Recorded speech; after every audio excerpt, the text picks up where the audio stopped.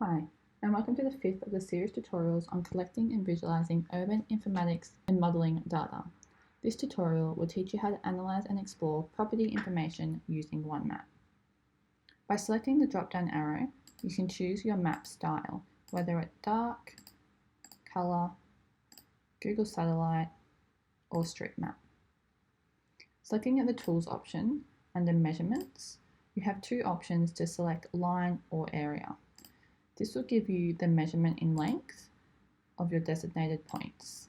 So by drawing out the lines, as you can see, the kilometres are mapped out as soon as you click. If you reset and select area, it's the same thing, but if you fully close the box, the measurements will appear as they do on a site plan. Selecting site information and then any of the sites, as you'll see, it will highlight red on the map, and in the site information, you'll get the address, the rating, and the distance for transport, retail, schools, open space, and foreshores. Going to the RP data, this will also give you further information on the site. So again, the full address, 3 bedrooms, 1 bathroom with no car spots, and then suburb insights of the area. You can also select Site Report, and this will give you a report that you can download or print on that site with more information such as planning, environment, slope, which can be really handy when we're working on a specific project or looking at specific projects. So you can see here.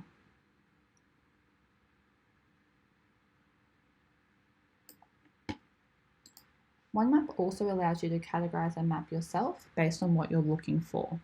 So if you go over to the property filters, select the locality, and type in your area, this will bring you through to Maribyrnong Council. If you want to narrow it down even further, you can select the suburb type and type in Footscray, and that will zoom the map into that particular area so it's narrowed down. As you can see, the area that we've selected is a darker grey and everything outside it is a lighter grey, just to make it clear on what we're working with and what will be updated as we go through and select layers on the map. Access allows you to change the access in metres to public transport, schools, open space and foreshores. So by simply pulling the black box forward or backwards, as you can see, the map will update as we change it based on how far in metres you want to see. In this case, we're going to leave it at full capacity.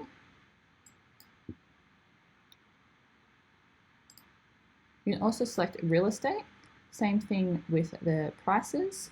By selecting and pulling, that will update the map as you go along. Features, you have the option to change it from meters squared to hectares, but again, same thing, but with the length, width, and the slope. So as you pull and push, it will be updated instantly.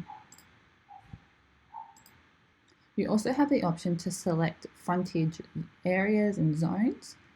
So as you select them, you'll see the properties update based on what you've selected.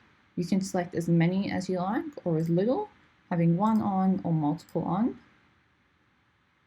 When nothing's selected, it just goes back to the overall Footscray. But as you can see, by selecting each option, only the options with the good east-west orientation will appear on the map, or affected by car parking, and that will show up as shown. Planning zones, same thing with the tick boxes, but for planning zones such as residential, commercial, which there's not many by the looks, multi-use, you can have as many or as little turned on. In this case, I'm going to just focus on the residential, and then exclusion. So anything you don't want to see, you can select here, and that won't appear on the map. It will exclude it. So anything that you wouldn't want to see or you're not interested in having mapped, you can just simply select those options there.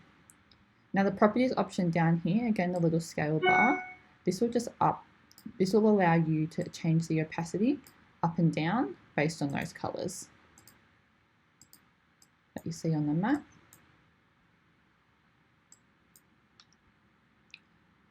Now the properties scale bar down the bottom will just allow you to change the opacity of the highlighted area in your map. So as you see, as you drag it up and down, the lower you go, the lighter the opacity, and the higher, the denser it is. Going to map layers and location, this will allow you to map out the location that you're looking at. So you can do this in a few ways. So if I zoom out, you'll see a bit more, but you can do it by council, by suburb, all different options here. Also shows you the land parcels and the easement, so you can also have those on. In this case, we're going to do it by suburbs. You can only have one selected at a time, so you can't have suburbs and easements. It's one or the other, and a few of the map layers are like this, so if you want to show more than one thing on the map, the best way would be exporting two separate ones. Going through the planning, you can select again out of any of the options, planning zone, and that will show you the zones. If you go over here to layer legend, that will show you what all the colours represent. So as you can see, there's a lot of colours going on, but there's no key on the physical map. But that's what this legend here is for, and it maps out everything. The layer legend applies to everything under the map layers. So no matter what you select, there will be a layer legend that will come up.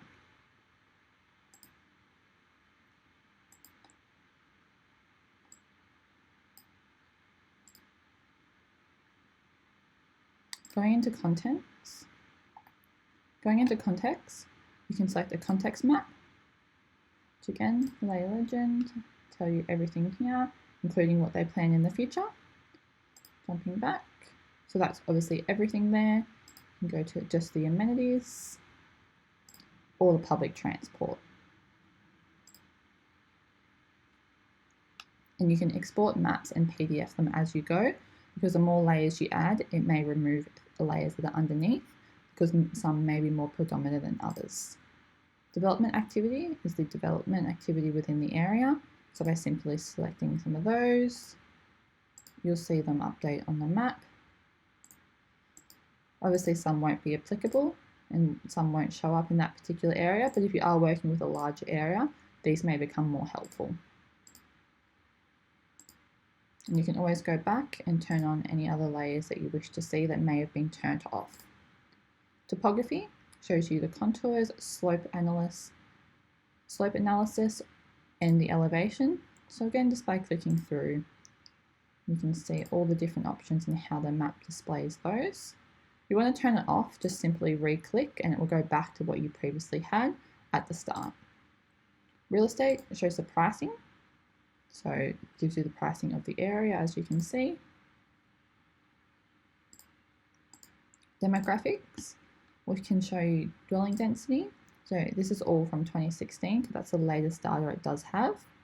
And you can change the density by pulling this little scale up and down, depending on what you're wanting to see.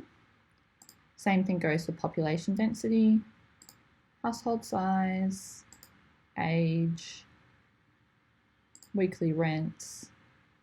So there's a lot of options that you can flip through and turn on or off for individual map purposes.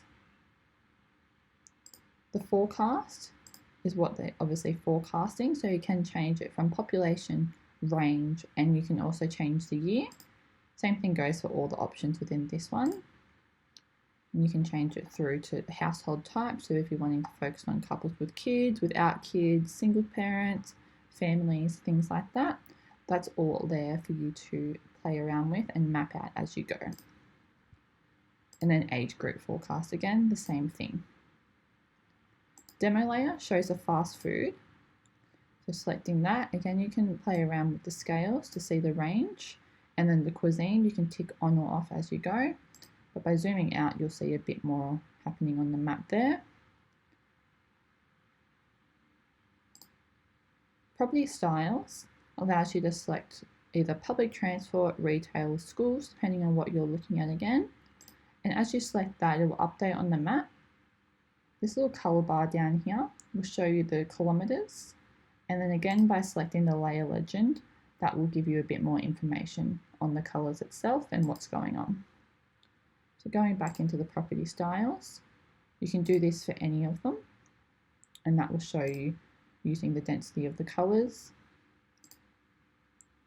Same thing with schools, open space, and just maps out information as an overall rather than specific to a direct site. And then the area. Once you are happy, or if you are wanting to export maps as you go from multiple ones as an overall, you can export the map at any time by simply selecting the export map, giving it a title, selecting what you want to show, and then continue to download it. Of course, if you are wanting one on a specific site, the simplest option would be clicking that and downloading the site report as shown earlier in the video.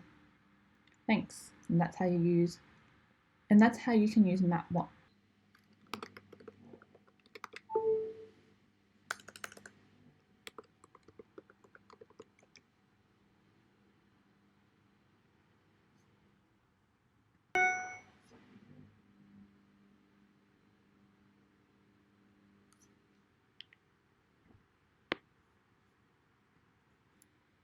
And that's how you can use OneMap to get information on sites or overall areas.